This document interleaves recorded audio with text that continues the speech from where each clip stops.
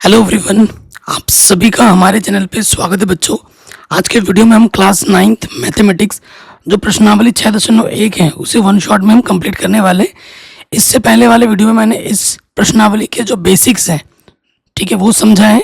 और question number 1 जो है और क्वेश्चन नंबर 2 वो मैंने आपको बताया था, ठीक है। इसके लिंक्स मैं डाल दूंगा डिस्क्रिप्शन में, जाके देख सकते हैं। अगर आपने वो वीडियो देख लिया उसके बाद ही जाके ये आगे के प्रश्न करना, वरना मत करना, पहले इनको देखना है, ठीक है। बेसिक अगर नहीं आते हैं तो प्रश्न हमसे नहीं होंगे, तो मैंने करा रखे हैं, देख लेना, लिंक्स मिलेंगे डिस्क्रिप्शन पे। वीडियो को जरूर लाइक कर दो। अगले क्वेश्चन पे आ जाते हैं। क्वेश्चन नंबर 3 कह रहे हैं आकृति 6.15 में, ये हमारे पास आकृति है। कह रहे हैं जो पी क्यू आर कोण है वो पी आर क्यू के बराबर है।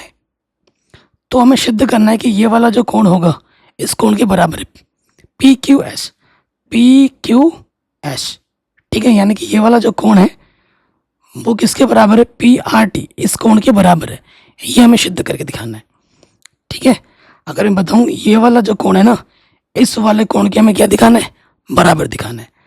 तो हल में आ जाओ, जैसे में हल करना है। सबसे पहले क्या लिखते हैं, जो दिया है हमें दे रखा है कि जो कोण पी क्यू आर है वो कोण पी आर क्यू के बराबर है, ठीक है। ये चीज़ हमें बराबर दे रखी है। जैसे एग्जाम में लिखा ना, बिल्कुल वैसे लिखवा रहा हूँ। ये हमारा पहला समीकरण है, ठीक। मतलब क्या बोला है, P Q are, P Q are ये वाला कोण किसके बराबर है, पी आर क्यू के, इस कोण के बराबर है। वो चित्र में दिख भी रहा है आपको, ठीक है। और ये इस कोण को और इस कोण को हमें बराबर दिखाना है। फिर लिखेंगे जो दिया है वो तो हो गया। अब जो लिखेंगे हमें सिद्ध करना है। सिद्ध क्या करना है,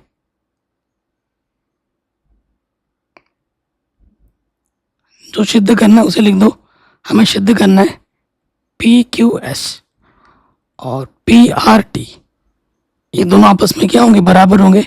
ये हमको क्या करना है, सिद्ध करना है, ठीक। अब देखो, चूंकि अगर आप ध्यान से देखोगे ये एक रेखा है और ये क्या बना रहे हैं, एक रैखिक युग्म बना रहे हैं। बना रहे कि नहीं बना रहे, मतलब ये वाला कोण और ये वाला कोण मिलकर ये क्या बना रहे हैं, एक रैखिक युग्म। एक रैखिक युग्म में कोणों का योगफल कितना होता है, 180 होता है।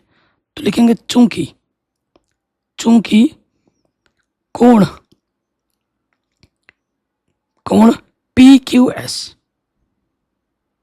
प्लस कोण पी क्यू आर बराबर कितना है, 180। इसको समीकरण नंबर 1 बोल दिया। ये चीज और ये चीज एक रेखा, एक रैखिक युग्म बना रहे हैं, ठीक है। उसके साथ साथ यहाँ पे देखो दूसरा, यहाँ पर ये वाला कोण और ये वाला कोण मिलके क्या बना रहे हैं, एक रैखिक युग्म बना रहे हैं, ठीक है। फिर से वही लिख देंगे, कोण ये वाला पी आर टी प्लस कोण पी आर क्यू, ये कितना होगा, 180 होगा। क्योंकि ये क्या बना रहे हैं, रैखिक युग्म बना रहे हैं। यहां लिख दोगे कारण ब्रैकेट में चाहो तो रैखिक युग्म, ठीक। इसलिए ये आपस में बराबर है। अब आपको क्या करना है, देखो ये भी 180 है, ये भी 180 है, तो ये चीज और ये चीज आपस में क्या हो जाएगी, बराबर हो जाएगी तुलना करने पर। तो हम लिख दोगे समीकरण 1 तथा 2 से,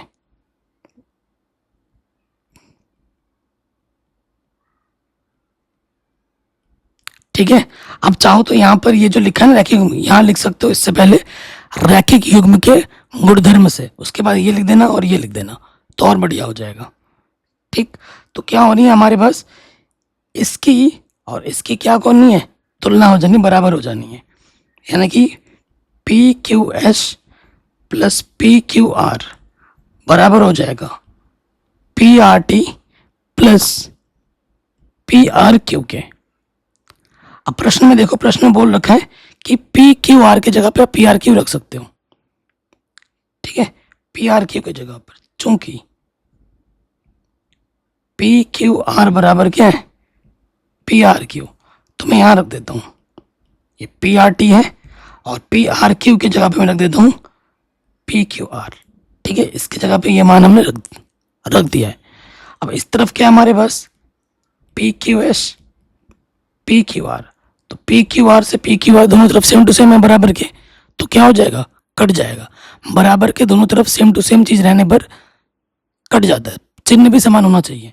तो इधर से क्या बचा, इधर से बचा पी क्यू एस और इधर से बचा पी आर टी। ठीक, और यही हमको क्या करना था, सिद्ध करना था। ठीक, यही हमें सिद्ध करना था। तो यहां लिख दोगे हेंस प्रूव्ड इति सिद्धम। कोई डाउट, कोई दिक्कत नहीं होगी, आराम से बन गया होगा।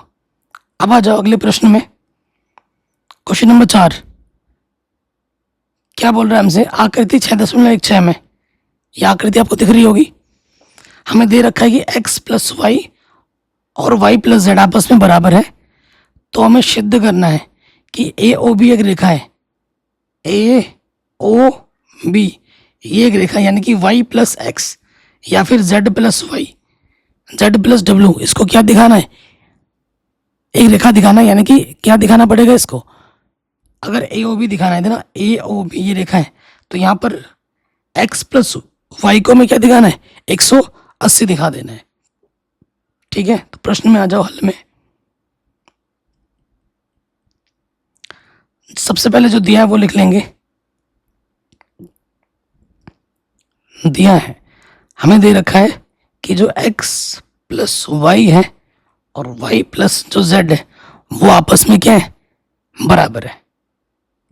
समीकरण 1 देखो, जो x प्लस वाई है और जो z प्लस वाई है वो आपस में बराबर है। ठीक है, ये चीज हमें दे रखी है, कोई दिक्कत नहीं है।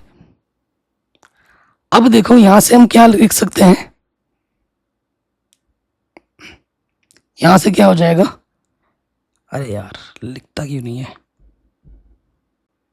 यहां से हो जाएगा देखो x प्लस वाई प्लस का w इधर के माइनस का w प्लस का z इधर के माइनस का z। ठीक है, इसको मैं ऐसे भी लिख सकता हूँ, लिख सकता हूँ कि नहीं लिख सकता हूँ। ठीक, अब देखो भाइयों, हमें सिद्ध क्या करना है,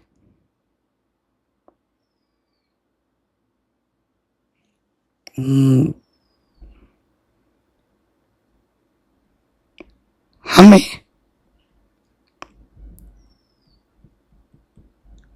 सिद्ध करना है ए ओ बी एक रेखा है, ए ओ बी एक रेखा है। ठीक है, ये ए ओ बी एक रेखा है, इसके लिए मुझे ये सिद्ध करना होगा कि x प्लस वाई का मान कितना है, 180 है। अगर हम ये सिद्ध कर देते हैं तो हम अपनी बात रख देंगे। ठीक, यानी कि ए ओ बी ये रेखा है, यानी कि ये अगर रेखीय युग्म बनाते हैं x और y का मान क्या होना चाहिए, 180। एक रेखा पे कितने अंश का गुण बनता है, 180 अंश का गुण बनता है। अगर आप x प्लस वाई को 180 अंश दिखा देते हो तो बात बन जाएगी। ठीक है, तो देखो हम जानते हैं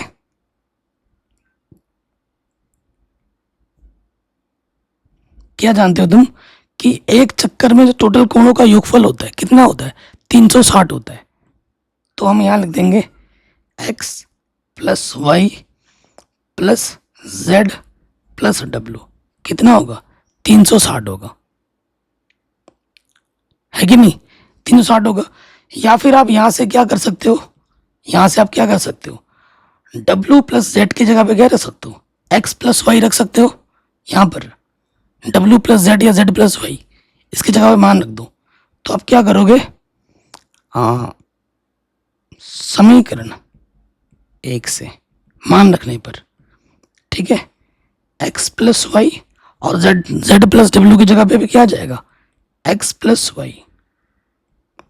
x और x कितनी बार x है, 2 बार, y और y कितनी बार है, 2 बार। ठीक है, 2 क्या आ जाएगा आपका उभयनिष्ठ, अंदर बचा x प्लस वाई 360, क्योंकि 2 गुणा में उधर जाके बट्टे में आ जाएगा, 2 1 कम 2 1 बचा 2 8 16 0, तो यहाँ पे क्या आ गया, x प्लस वाई बराबर 180। इति सिद्धम, अर्थात ए ओ बी एक रेखा है। ठीक है, ए ओ बी एक रेखा है। इस स्टेप की जरूरत नहीं पड़ेगी, इसे मिटा देना, इसे मत करना, और आसान हो जाएगा। ठीक हो गया, कोई दिक्कत कोई परेशानी आपकी नहीं होगी। कहीं पे भी डाउट हो या दिक्कत हो, आप प्रश्न को एक बार दोबारा जरूर देखें, वीडियो को एक बार दोबारा जरूर देखें। अगले प्रश्न में आ जाओ, काफी शानदार क्वेश्चन है, सारे ही प्रश्न अच्छे हैं हमारे। क्वेश्चन क्या बोल रहे हैं, आकृति 6.17 में, ये आप आकृति देखें, ढंग से देखना है आकृति। पी ओ क्यू की रेखा है, पी ओ क्यू यानी कि इन सभी कोणों का योगफल कितना होगा, 180 होगा। ये इस चिन्ह का मतलब क्या होता है, 90 अंश, यानी कि ये जो कोण है आर ओ क्यू ये 90 है, और पी ओ आर ये भी कितना है, 90 है, यानी कि इन दोनों कोणों का योगफल कितना होगा, 90 होगा। इस चिन्ह का मतलब क्या होता है, 90 डिग्री। इस चिन्ह का मतलब क्या होता है, 90 डिग्री। ठीक है, फिर हमसे क्या बोला गया है, किरण ओ आर रेखा, ये जो ओ आर रेखा है पी क्यू पर लंब है, लंब का मतलब होता है 90 अंश का कोण बना रहा है। फिर बोल रहा है किरणों ओ पी और ओ आर के बीच में ओ एस एक अन्य किरण है, दिख रहा है आपको, और हमें ये चीज सिद्ध करनी है कि अगर क्यू एस में से पी एस कोण घटाएं और उसका आधा करें तो आर ओ एस के बराबर होता है। ठीक है, आर ओ एस के बराबर होता है। तो सबसे पहले आ जाओ, हल में आ जाओ।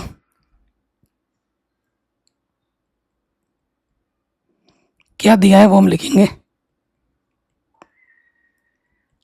लंब दे रखा है ना, लंब का मतलब क्या हुआ, क्यू ओ आर, जो हमारे पास है ये वाला जो कोण है वो हमें क्या दे रखा है, 90 डिग्री दे रखा है। ओ आर रेखा पी क्यू पर लंब है ना, तो ये वाला कोण कितना है, 90 अंश का है। ठीक है, ये चीज हमें दे रखी है, और अगर ये 90 है तो इसका सीधा मतलब है कि आर क्यू पी या पी ओ आर ये भी कितना हो जाएगा, 90 हो जाएगा। It implies P O R ये भी 90 हो जाएगा। ठीक है, इसमें तो कोई डाउट नहीं है ना, क्योंकि अगर इधर 90 तो इधर भी ऑटोमेटिकली क्या हो जाएगा, 90 हो जाएगा। अब देखो यहां देखोगे, चूंकि देखो दोस्त, ये कोण प्लस ये कोण किसके बराबर होगा, 90 अंश का। पी ओ आर को मैं कैसे लिख सकता हूं, पी ओ एस, ठीक है, प्लस आर ओ एस, जोड़ूंगा तो कितना आएगा, 90 आएगा। तो वही लिख दूंगा मैं, यहां पर ढंग से लिख दे रहे हैं, इसको मैं लिख सकता हूं P O S plus R O S किसके बराबर है, 90 डिग्री के बराबर। ठीक है, कोई दिक्कत नहीं है यहाँ पर। और यहाँ पर देखो मुझे पी ओ एस चाहिए, तो यहाँ से पी ओ एस का मान निकाल लेता हूँ। तो पी ओ एस क्या हो जाएगा, ठीक, ये जो प्लस का है वो इधर के क्या हो जाएगा, माइनस का हो जाएगा। तो यहाँ क्या हो जाएगा, आर ओ एस, इसको मैं समीकरण नंबर 1 मान लेता हूं। कहीं पे भी डाउट हो एक बार दोबारा देखें, समीकरण नंबर 1, कोई डाउट कोई दिक्कत नहीं होगी। अब आप खुद देखो एक चीज, जो आपका क्यू ओ एस कोण है, यहां आपको चाहिए ना क्यू ओ एस, वो किसके बराबर होगा, इस कोण और इस कोण के योगफल के बराबर होगा पुनः, क्योंकि मुझे यहाँ क्यू एस चाहिए ना, तो यहां मैं लिख सकता हूं पुनः क्या, Q O S, Q O S किसके बराबर होगा, एस ओ आर या आर ओ एस ऐसे बोल लो, और आर ओ क्यू बोल लो, या क्यू ओ आर बोल लो, जो तुम्हें सही लगता है। तो यहां पे मैं लिख दूंगा R O S plus Q O R. देखो आर ओ एस ये वाला कोण और ये वाला कोण, इन दोनों को जोड़ूंगा तो एच ओ क्यू के बराबर होगा या क्यू ओ एच के बराबर होगा। कोई दिक्कत यहाँ तक, कोई परेशानी यहाँ तक नहीं होगी। इसको मैं समीकरण नंबर 2 बोल देता हूँ। जो प्रश्न में चाहिए मैं वही काम कर रहा हूँ, कुछ एक्स्ट्रा नहीं कर रहा हूँ। जो प्रश्न मुझसे करवा रहा है हम वही काम कर रहे हैं। मुझे देखो पी ओ एस चाहिए था, मैंने निकाल दिया। मुझे क्यू एस चाहिए था, मैंने निकाल दिया। अब क्यू ओ एस में से मुझे क्या करना है, पी ओ एस घटाना है। यानी कि समीकरण 2 में समीकरण 1 को मुझे क्या कर देना है, घटा देना है। तो यहाँ मैं लिख दूंगा, अब समीकरण 2 में से समीकरण 1 घटाने पर, तो बायां वाला बाईं तरफ घटाओगे, दायां वाला दाईं तरफ घटाओगे, तो यहाँ आ जाएगा Q O S minus P O S. बाएं वाले में से बाएं वाला घटाएंगे और दाएं वाले में से दाएं वाला। यहाँ है आर ओ एस कोण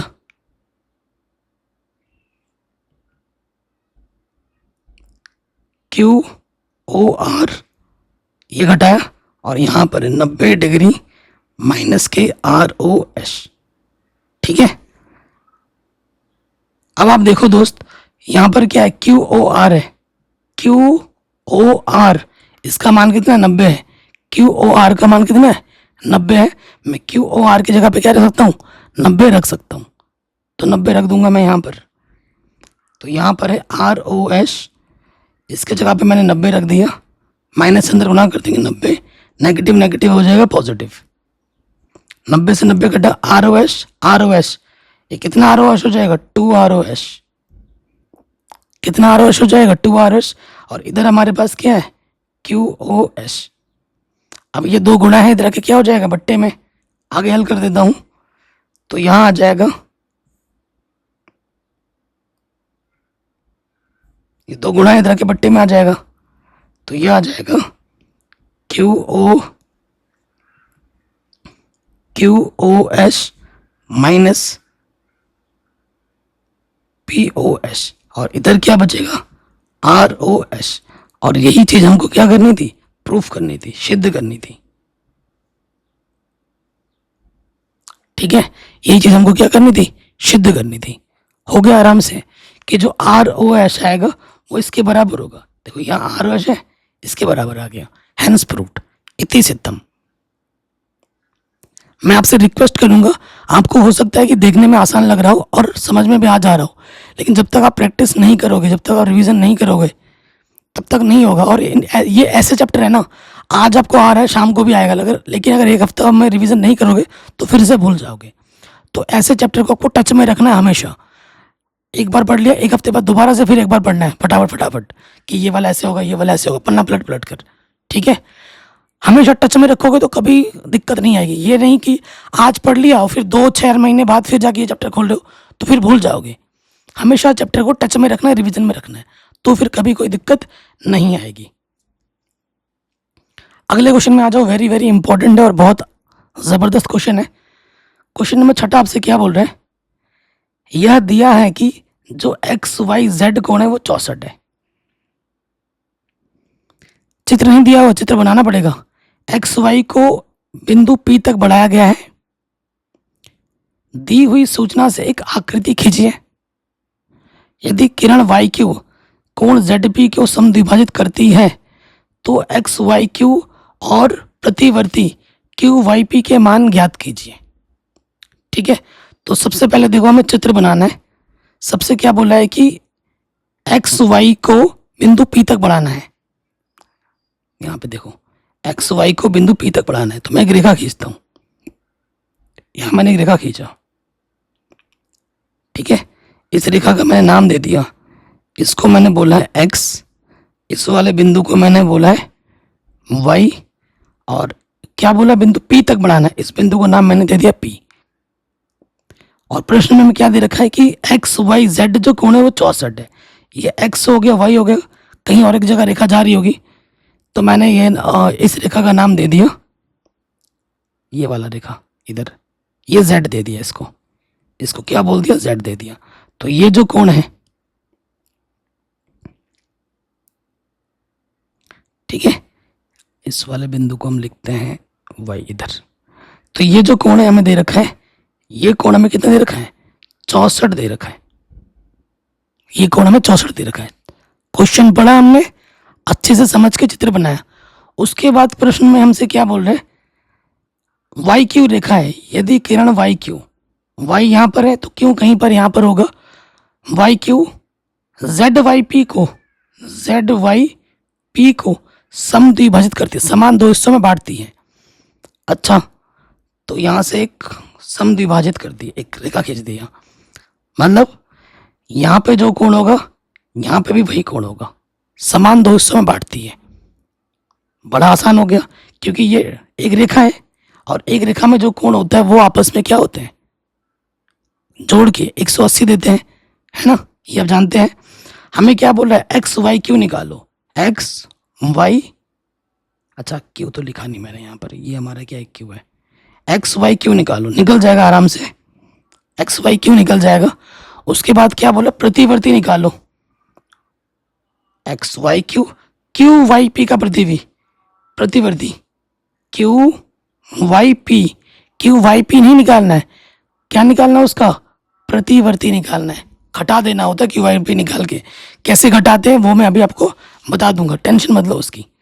अब देखिए आप, सबसे पहले देखो, सबसे पहले चूंकि अगर मैं चित्र में आपको आसान तरीके से समझाऊं, अगर यहाँ एक्स कोण बनेगा तो यहाँ पे भी क्या बनेगा, एक्स कोण बनेगा, क्योंकि वो समद्विभाजित करता है ना। तो एग्जाम में कैसे लिखना है, स्कूल में कैसे लिखना है कॉपी में, वो मैं आपको बता देता हूँ, सिंपल तरीके से दिया है जो, पहले वो लिखेंगे, क्या दिया हमें, एक्स वाई जेड 64 कोण। ये चित्र भी बनाना है ढंग से, जैसे मैंने बनाया ना बिल्कुल वैसे साफ साफ बनाना है। एक्स वाई जेड 64 दे रखा है, लिख दिया। उसके बाद दोस्तों हमें क्या करना है, समद्विभाजित करती है, लिखेंगे चूंकि Y Q Z Y P को समद्विभाजित करती है। अगर समद्विभाजित करती है तो समान दो हिस्सों में बांटती है, यहाँ पे जो कोण होगा यहाँ पे भी वही कोण होगा, तो इसको कैसे लिखोगे, तो कोण जेड वाई क्यू किसके बराबर होगा, क्यू वाई पी के, और इसको हमने क्या मान लिया, एक्स मान लिया, माना करके लिख देना, इसको मैंने एक्स मान लिया और वो आपने चित्र में दिखा दिया। कोई दिक्कत, कोई परेशानी यहाँ तक नहीं होगी, ठीक। उसके बाद आप जानते हो कि जेड वाई पी क्या है, एक रेखा है, और एक रेखा में कितना का कोण बनता है, टोटल 180 बनता है। तो यहाँ लिखेंगे चूंकि एक्स वाई पी एक रेखा है, तो अगर ये एक रेखा है तो क्या होगा कि जो कोण एक्स वाई जेड होगा प्लस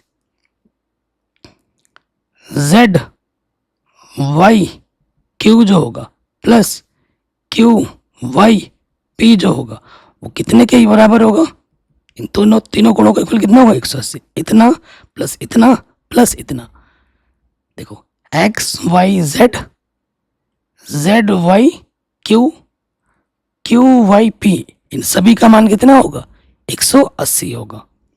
मान रखो, तो एक्स वाई जेड हमें 64 दे रखा है, एक्स वाई जेड हमें कितना दे रखा है, 64, और इसको हमने एक्स बोला और इसको भी हमने एक्स बोला है, तो प्लस का एक्स और एक्स कितना हो जाएगा, 2x,